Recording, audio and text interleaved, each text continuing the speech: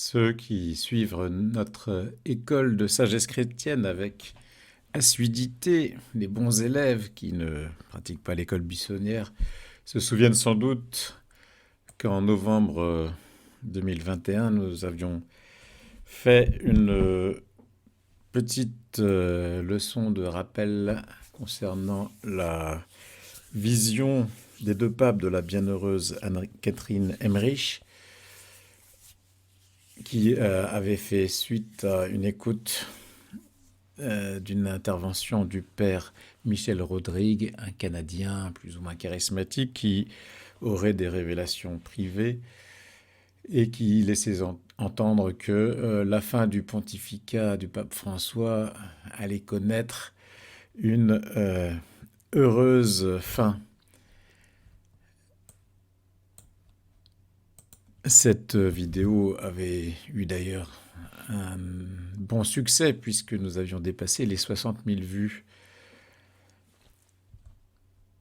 Le moment semble maintenant venu de conclure sur ce que nous avions dit, puisque la présente leçon est donc le troisième volet d'un triptyque que nous faisons sur le sujet de cette vision des deux papes et des deux églises allant avec, une ancienne qui conserve l'enseignement traditionnel de l'église catholique et romaine fondée par le Christ sur le rocher qui est Saint-Pierre, et une deuxième plus nouvelle, une contrefaçon d'église, comme le dit la voyante, une église ténébreuse dans laquelle rien ne venait d'en haut, tout y venait de la terre.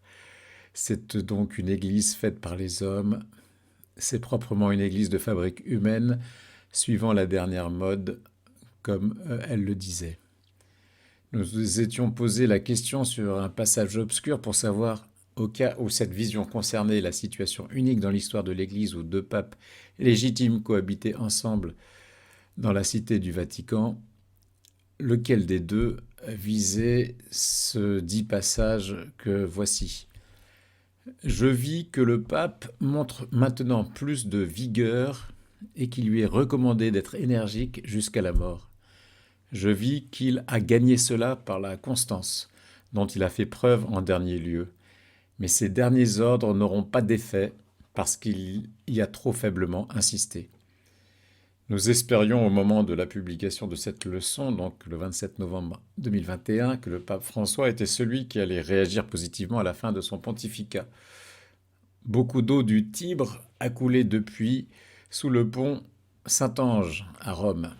Et nous pensons aujourd'hui, 2 ans plus tard, pouvoir trancher le débat. Le pape François a maintenant 87 ans, sa santé décline et des tractations commencent à se mettre en place pour déjà désigner son successeur. Avant la leçon de novembre 2021, nous étions un peu dubitatifs, mais les révélations privées du père Michel Rodrigue nous avaient donné de l'espoir, car le pape François, jusqu'alors, avait tout de même accumulé des paroles et des actes qui ne laissaient pas vraiment entrevoir une fin de pontificat allant dans le sens de l'herméneutique de la continuité, pour reprendre les termes de Benoît XVI. Le chapitre 8 d'Amoris Laetitia était en rupture avec l'enseignement de Saint Jean-Paul II, et ce fut pour nous une véritable douche froide, un coup de massue sur la tête.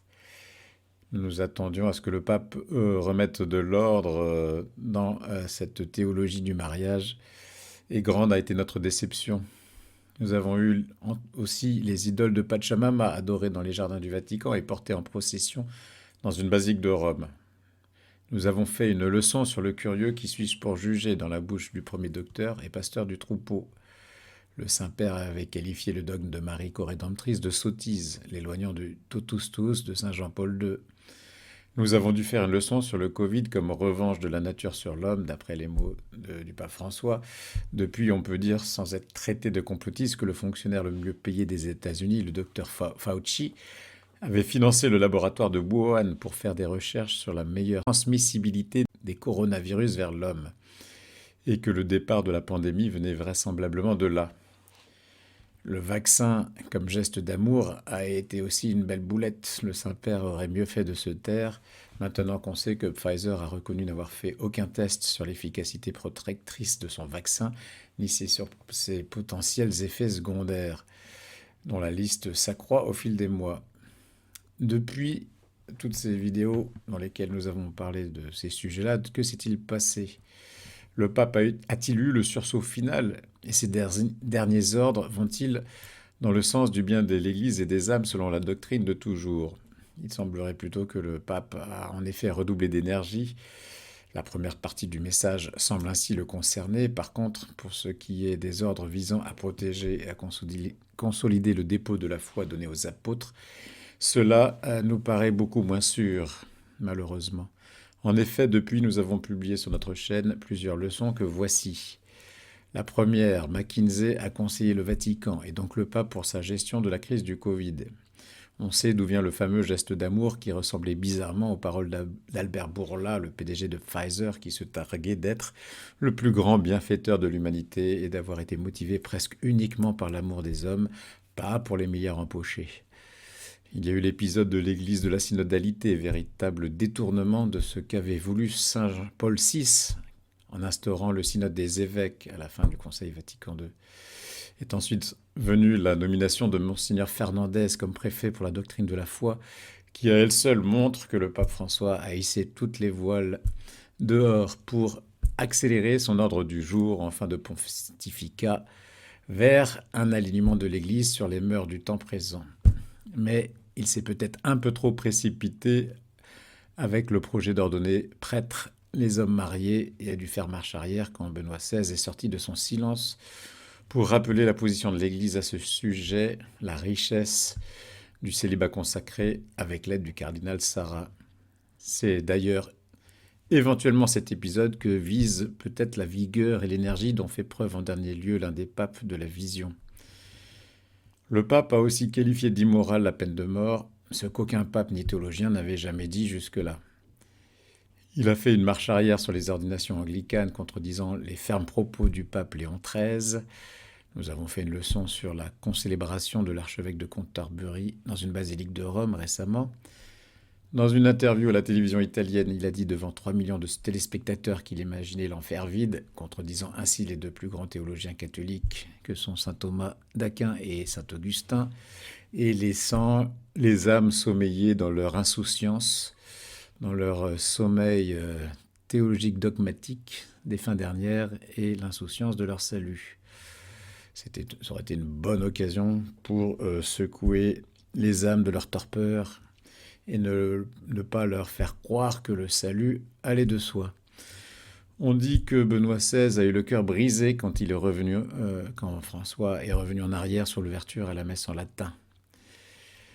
La goutte d'eau qui a fait déborder le vase a été la déclaration Fiducia Supplicans qui a surtout ébranlé la foi des Africains et des Asiatiques, ce qui confirme d'ailleurs l'état de somnolence morale et religieuse de la vieille Europe et de l'Occident en général qui semble atteint de gâtisme spirituel. Le pape François, donc loin de faire marche arrière dans ses projets de réforme ou plutôt de déforme progressiste, semble plutôt se lancer dans un dernier barreau d'honneur et accélérer au maximum les changements pour épouser la mode et plaire le plus possible, pour espérer faire entrer le plus de monde possible dans l'Église, ce qui est une bonne intention, mais au risque qu'elle ne soit plus tout à fait encore l'Église catholique à force de baisser la barre et de permettre à tout le monde de pouvoir rentrer sans changer aucun comportement. Le pape de ce passage est donc bien davantage Benoît XVI que François, nous semble-t-il, malheureusement.